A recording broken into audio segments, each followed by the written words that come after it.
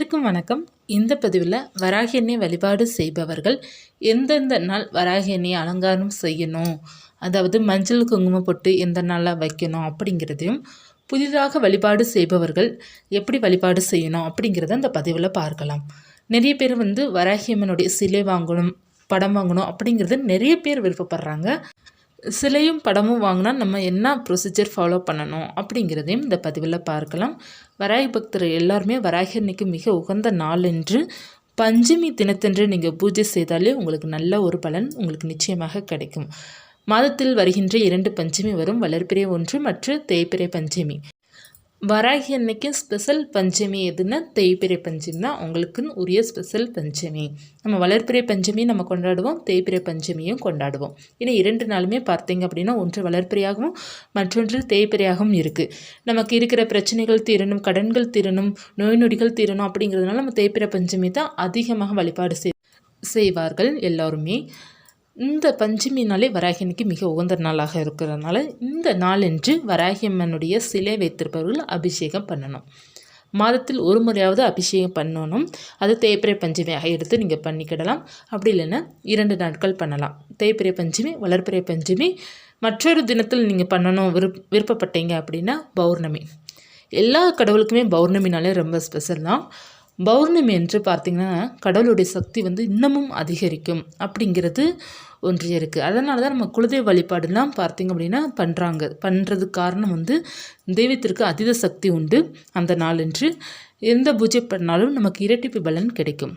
வராகினை வழிபாடு செய்பவர்கள் இந்த பௌர்ணமி நாளன்றும் நீங்கள் வழிபாடு செய்வது கூடுதல் சிறப்பு இருக்கும். இப்போது பார்த்தீங்க அப்படின்னா எந்தெந்த நாளன்று வராகினை படத்தையோ அல்லது சிலையோ நம்ம சுத்தம் பண்ணி வைக்கலாம் அப்படின்னு, மஞ்சள் குங்குமம் போட்டு வைக்கிற நாள் எந்தெந்த நாள் அப்படின்னு, நம்ம பஞ்சமி தினம், வெள்ளி, செவ்வாய் இது போன்ற நாட்களில் நம்ம மஞ்சள் குங்குமம் வைக்கலாம். தினமும் மஞ்சள் குங்குமம் தொடச்சி வைக்கணுமானா அப்படிலாம் அவசியம் இல்லை. நமக்கு நல்ல நாள் அதுமா நம்ம பூக்கள்லாம் வாங்கி அலங்காரம் செய்வோம் பார்த்திங்களா. அதிகமாக எல்லாருக்குமே தினமும் பூக்கள் கிடைப்பது கிடையாது. வெள்ளி, செவ்வாய் மற்ற விசேஷ நாட்கள் இது போன்ற நாட்கள்லாம் சில பேருக்கு பூக்கள் கிடைக்கும். அந்த நாளன்று நீங்கள் அலங்காரம் செய்து பூக்கள் வைத்து நீங்கள் வழிபாடு செய்வது உங்களுக்கு ரொம்ப விசேஷமாக இருக்கும். மஞ்சள் குங்குமம் பொட்டு வைக்கும்போது என்னென்ன பொருட்கள் சேர்க்க வேண்டும் அப்படின்னா, கஸ்தூரி மஞ்சள், சந்தனம், நம்ம சந்தன கட்டி மாதிரி சின்னதாக இருக்குது பார்த்திங்களா, அது கூட நம்ம எடுத்துக்கலாம். அப்படி இல்லைன்னா கடையில் சந்தனம் வாங்கி ஃப்ரெஷ்ஷாக கூட நம்ம பயன்படுத்தலாம். சந்தன கட்டி நம்ம மஞ்சள், கஸ்தூரி மஞ்சள் பயன்படுத்துவது ரொம்ப சிறப்பாக இருக்கும். அதில் பன்னீர் சேர்க்க வேண்டும். பன்னீர் சேர்த்த பிறகு கொஞ்சம் ஜவ்வாது பொடி, பச்சை கற்பூரத்தை நல்லா நுணுக்கி வச்சுக்கோங்க. இந்த பச்சை கற்பூரம் இது மட்டும் நீங்கள் கலந்து வச்சாலே போதும், ரொம்ப சிறப்பாக இருக்கும். ஒருவேளை ஒரு சில பேருக்கு நமக்கு சுவாமிக்கு வைக்கிற திலகம் தனியாக கடையிலே கிடைக்கும். அதில் நிறையா மிக்ஸ் பண்ணி வச்சுருப்பாங்க, அதுவும் நீங்கள் பயன்படுத்தலாம். இல்லை நான் தான் மிக்ஸ் பண்ணுவேன் சுவாமிக்கு அப்படி இருப்பவர்கள் நீங்கள் இந்த பச்சை கற்பூரம், ஜவ்வாது பொடி, கொஞ்சம் பன்னீர் சேர்த்து, மஞ்சள், கஸ்தூரி மஞ்சள், சந்தனம் சேர்த்து நீங்கள் நல்லா கலக்கிட்டு அதை மோதிர விரலால் நீங்கள் பயன்படுத்தணும். மோதிர விரலால் தான் மஞ்சள் குங்குமம் பொட்டு வைக்கணும். மற்ற விரல்கள் பயன்படுத்துவது அந்தளவுக்கு சிறப்பானது கிடையாது. இப்போ மஞ்சள் குங்குமம் பொட்டு வைக்கும்போது நீங்கள் மஞ்சளும் அதே மோதிர விரலால், பிறகு குங்குமம் அதே மோதிர விரலால் வைக்கும்போது அந்த மஞ்சள் குங்குமம் பார்த்திங்கன்னா கலப்படமாகும் பார்த்திங்களா, கொஞ்சம் கலர் சேஞ்ச் ஆகும். அப்படி ஆகுறதுனால தான் எல்லாருமே பார்த்திங்கன்னா மற்ற விரலையும் யூஸ் பண்ண ஆரம்பிச்சிடும். அந்த மாதிரி பண்ணக்கூடாது. நம்ம சின்ன கிண்ணத்தில் தண்ணி வச்சிடணும். வச்சுட்டு சுவாமி படத்திற்கு மஞ்சள் வைத்து முடித்த பிறகு குங்குமம் வைக்கும்போது அந்த மோதிர விரலால் அந்த தண்ணியில் சும்மா நம்ம டிப் பண்ணி எடுத்தாலே போதும். அந்த மஞ்சள் எல்லாம் சரியாயிடும், அந்த தண்ணீரில் கலந்துரும். அதற்கப்புறம் குங்குமத்தை எடுத்து வச்சுட்டு மறுபடியும் நீங்கள் தண்ணீரில் விரலை டிப் பண்ணிவிட்டு அப்புறம் அதற்கப்புறம் இந்த மாதிரி மாற்றி வச்சிங்கன்னா மோதிர விரல் மட்டும்தான் நீங்கள் பயன்படுத்துவீங்க. இல்லை ஒரு விரலில் மோதிர விரல் இல்லை மஞ்சளும், மற்ற விரலில் குங்குமமும் அப்படி மாற்றி வைக்கிறவங்களும் நிறைய பேர் இருக்கிறாங்க. ஏன்னா அது மஞ்சள் வச்சுட்டு திருப்பி குங்குமம் வைக்கும்போது அந்த மஞ்சள் மறுபடியும் குங்குமமாக ஆகிடும் அந்த கிண்ணத்தில். அதற்காக தான் எல்லோரும் மாற்றி வைப்பாங்க. நம்ம மோதிர விரல் மட்டும் பயன்படுத்துவதாக ரொம்ப விசேஷம் அப்படிங்கிறது சாஸ்திரத்தில் சொல்லப்பட்டிருக்குது. நீங்கள் இந்த மாதிரி ஈஸியாக டிப்ஸ் இந்த மாதிரி பயன்படுத்தி கொள்ளலாம். அதற்கப்புறம் பார்த்தீங்க அப்படின்னா வராகி அன்னைக்கு பூக்கள் வந்து தினமும் வைக்கணுமான உங்ககிட்ட தினமும் பூக்கள் கிடைச்சா வைத்துக்கொள்ளலாம். அப்படி இல்லை ஏதாவது ஒரு இலையை கூட நீங்கள் சமர்ப்பணம் பண்ணலாம். நமக்கு எளிமையாக கிடைக்கிறது பார்த்தீங்க அப்படின்னா செம்பருத்தி இலை. அதுவும் கிடைக்காதவங்க வெள்ளி செவ்வாய் இந்த மற்ற நாட்கள் மட்டும் விசேஷமான நாட்களில் மட்டும் நீங்கள் பூக்கள் வைத்தாலே போதும். தினமும் கிடைக்கிறவங்க மட்டும் பூக்கள் வச்சா போதும். மற்றபடி எந்த பிரச்சனையும் இல்லை. மஞ்சள் குங்குமம் நல்லா மணக்க சுவாமி படத்திற்கு இருந்தாலே போதும். ஒன்றும் கவலைப்படவே தேவையில்லை. எப்போதுமே வராகி அருள் உங்களுக்கு பரிபூர்ணமாக இருக்கும். அதற்கப்புறம் நெய்வேத்தியம் வந்து தினமும் வைக்கிறது ரொம்ப விசேஷமாக இருக்கும். இந்த நெய்வேத்தியம் வைக்கிறது நிறைய பேருக்கு வந்து குழப்பங்கள் இருக்கும். அது எப்படி அப்படின்னா, நம்ம எல்லா கடவுளுக்குமே ஒவ்வொரு நெய்வேத்தியம் வைக்கணுமானா அப்படிலாம் கிடையாது. பொதுவாக ஒவ்வொரு நெய்வேத்தியம் நம்ம வைக்கணும். இப்போ பஞ்சமி நாளே வராகி அன்னைக்கு உகந்த நாள். நீங்கள் பூஜையில் வந்து நிறைய படங்கள் வச்சுருப்பீங்க. வராகி அன்னைக்கு நெய்வேத்தியம் நீங்கள் அன்றைக்கி வைக்கணும். ஏன்னா அந்த நாள் வராகி அன்னைக்கு தான் உகந்த நாளாக இருக்கும்போது நீங்கள் வராகி அன்னைக்கு பிடிச்சது ஏதோ அதை பூஜையில் காமனாக வச்சிடலாம்.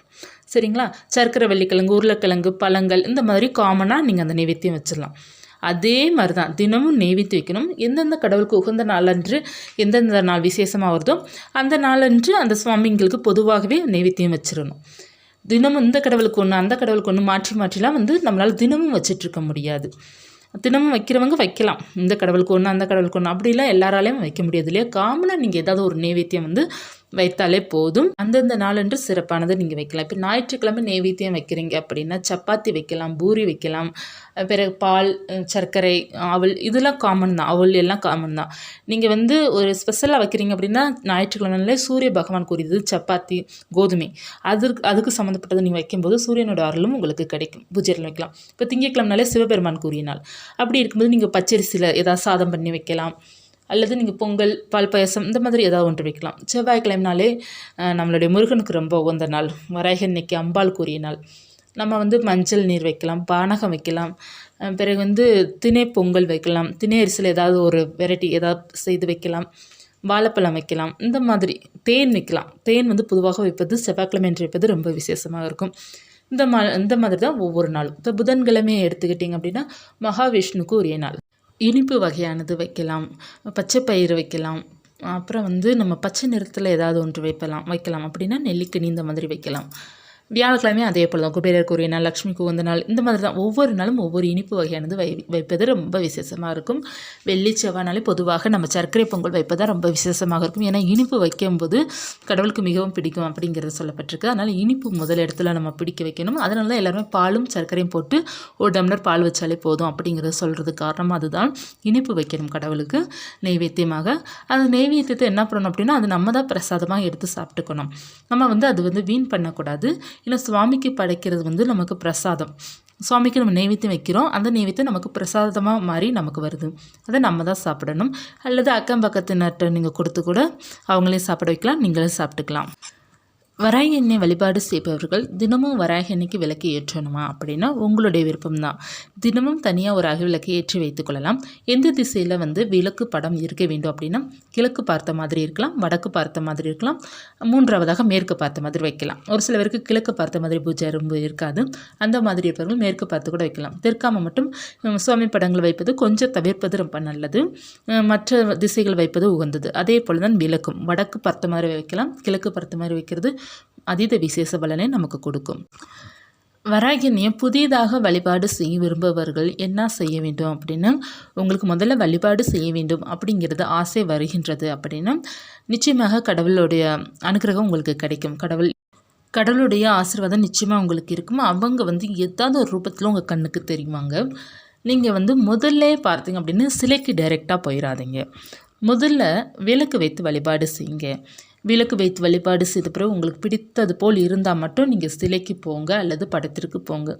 டைரெக்டாக படத்திற்கு சிலைக்கு போயிட்டுட்டு நீங்கள் என்ன பண்ணுறீங்கன்னா, நான் எல்லாரையும் சொல்ல வரலைங்க, ஒரு சில பேரை சொல்கிறேன்.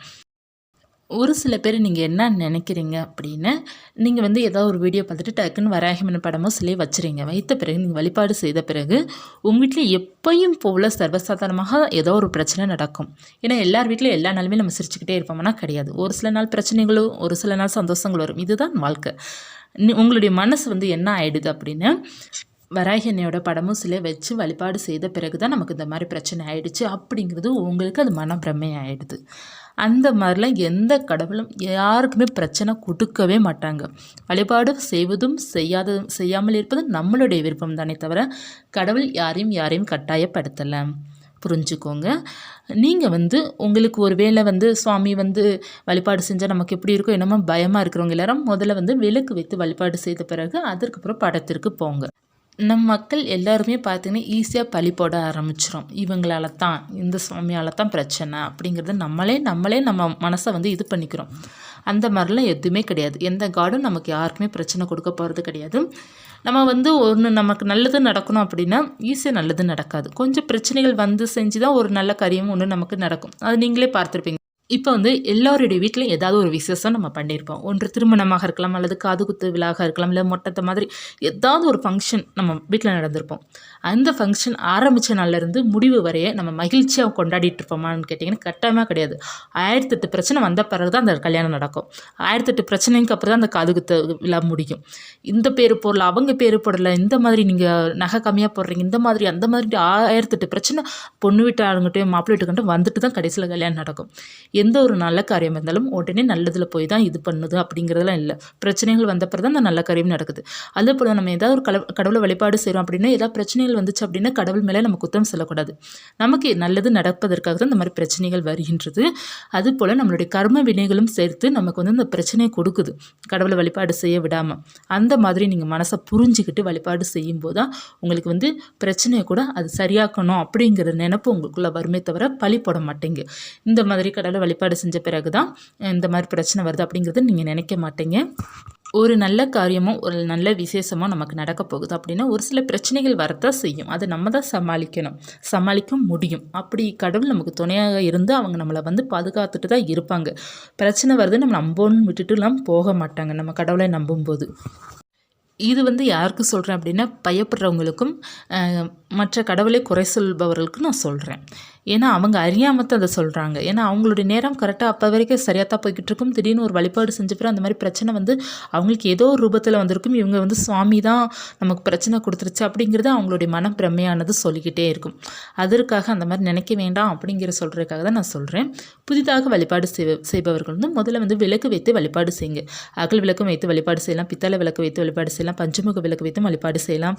விளக்கு வைத்து வழிபாடு செய்துக்கோங்க. அதுவும் நீங்கள் பஞ்சமி தினம், வெள்ளி, செவ்வாய், அமாவாசை, பரணம் இது போன்ற நாட்களில் முதல்ல வழிபாடு செய்துட்டு வாங்க. அப்புறம் கூட நீங்கள் தினம் வழிபாடு செய்யலாம் தாராளமாக. உங்களுடைய விருப்பம்தான். யாரையும் கட்டாயப்படுத்த மாட்டாங்க. உண்மையான பக்தியுடன் உண்மையான நம்பிக்கையுடன் நம்ம வழிபாடு செஞ்சாலே போதும். கடவுளுடைய அனுகிரகம் பரிபூர்ணமாக கிடைக்கும். எதுவுமே வழிபாடு முடியலை அப்படின்னா கூட நீங்கள் மனசார தினமும் அவங்கள நினச்சாலே போதும். அவங்களுடைய அன்பு உங்களுக்கு எப்போதுமே இருந்து கொண்டே இருக்கும். எப்போதும் துணையாக இருப்பாங்க. இந்த தகவல் உங்களுக்கு கொஞ்சம் உபயோகமாக இருக்கும்னு நினைக்கிறேன். இருந்துச்சுன்னா லைக் பண்ணுங்கள். இது போன்ற வராகின் பற்றிய தகவல் தெரிந்து கொள்ளணும் அப்படின்னா சேனல் சப்ஸ்கிரைப் பண்ணி வச்சுக்கோங்க. நம்ம தொடர்ந்து பார்க்கலாம். நன்றி.